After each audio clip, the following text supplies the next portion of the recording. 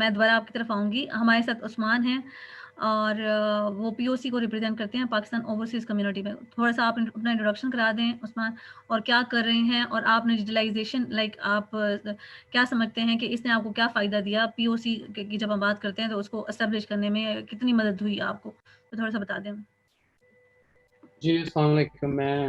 राना उस्मान अजमल, और पहले तो आप लोगों को बहुत मुबारकबाद कि आप लोगों ने माशाल्लाह एक अच्छा फ़ोन शुरू किया है, जहाँ पे आम लोग कोई भी आ सकता है, और अगर उसको कोई तकलीफ़ है या कोई उसके मसाइल हैं तो वो बेहतर तरीके से एक स्ट्रेट एक्सेस मिल जाती है। तो जहाँ तक पाकिस्तान ओवरसीज़ कम्युनिटी है, तो हम लोग पाकिस्तान ओवरसीज़ कम्युनिटी ग्लोबल माशाल्लाह हम लोगों ने 80 ममालिक के अंदर इलेक्टेड बॉडीज़ की शक्ल में तश्कील दी है, और उसका आइडिया जो था, या वो उसकी ज़रूरत क्यों पेश आई, वो इसलिए कि जैसे आपने अभी बोला कि या जैसे आपका ये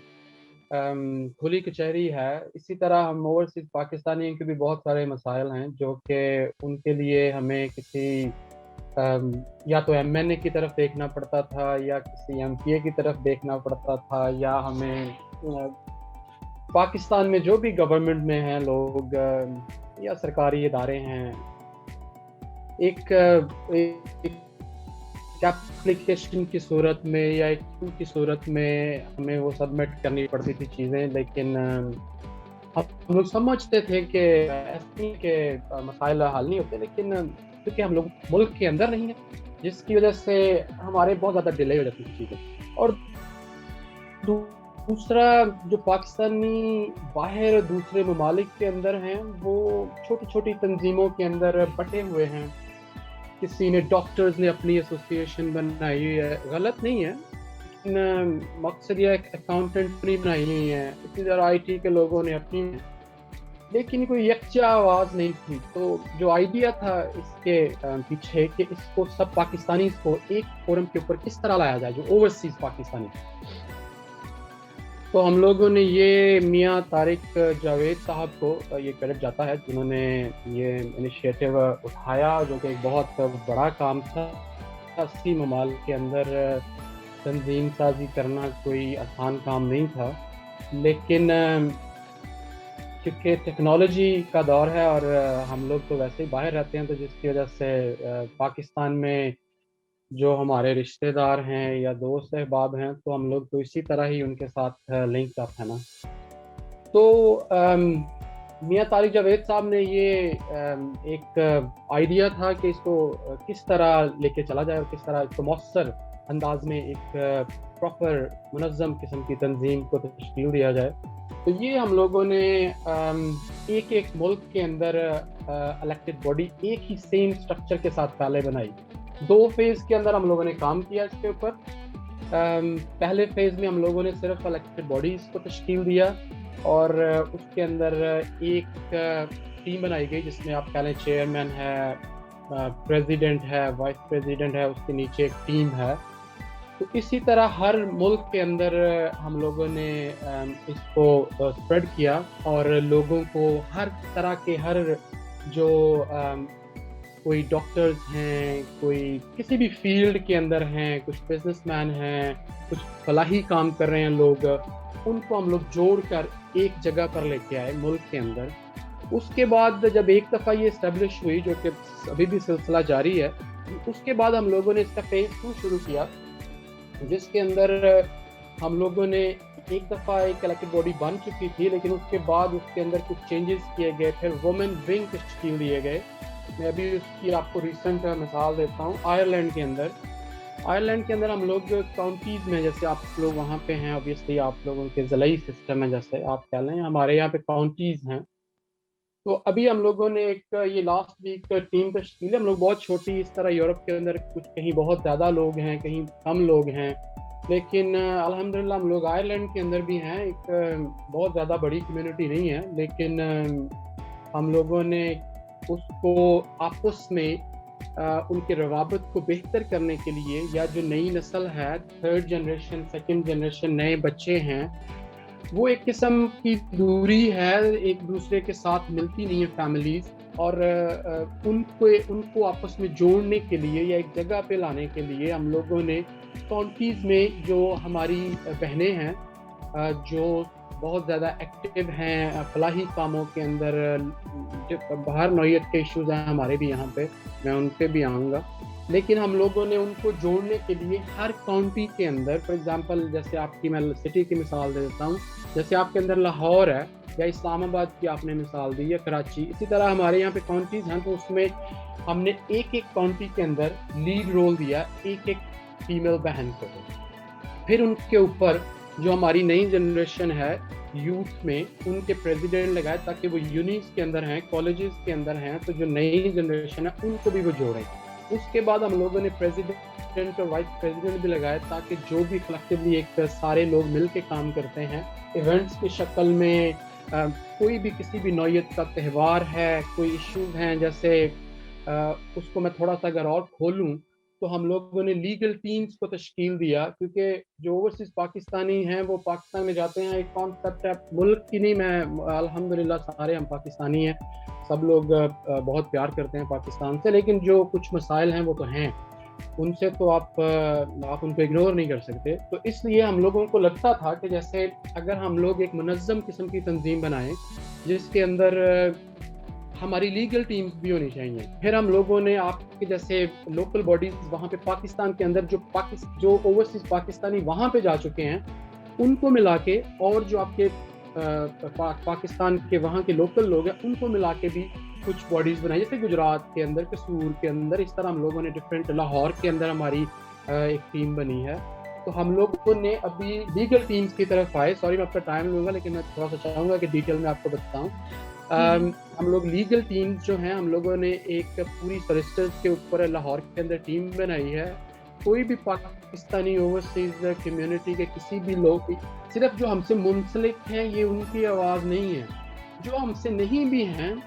ریلیٹڈ یا ہمیں انہوں نے جوائن نہیں بھی کیا, ہم لوگ کوئی ایک چھوٹی سی تنظیم کی شکل میں اس کو لے کے نہیں چل رہے کہ جو ہمارے ساتھ ہے اس کا مطلب کوئی بھی آ جائے.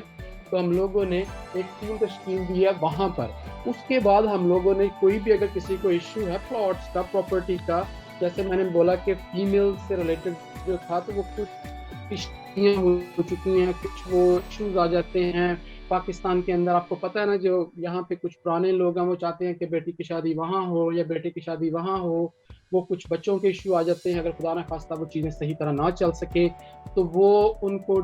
وہ سسٹم جو ہے یا اسٹڈی جو ہے وہ بڑا سلو سسٹم ہے, ایک بڑا مطلب ان کو بہت تکلیف پہ عمل ہے وہ. تو اس میں وہ جو ہماری لیگل ٹیمز ہیں وہ بہت رہنمائی کرتی ہیں, پراپرٹیز کے پلاٹس کے ایشو, قبضہ ہو گیا دس اینڈ دیٹ, تو ان کی لیگل ایکسیس ہے, ہم لوگ ان کو چیز کر سکتے ہیں کہ آپ نے کیا کیا ہے, اس کے اوپر کیا اپڈیٹ ہے, ہم لوگ ڈائریکٹلی ان سے پوچھ سکتے ہیں. تو یہ ہم لوگ سمجھتے ہیں کہ ہم لوگوں نے یہ اس کو انڈر ون امبریلا ہم لوگوں نے اس کو سب چیزوں کو جوائن کیا. اگر 80 ممالک میں کہیں پہ بھی کسی پاکستانی کو ایشو ہے, میرے جاننے والے کو, آپ کے جاننے والے کو, ایک فون کال پہ ہیں ہم لوگ,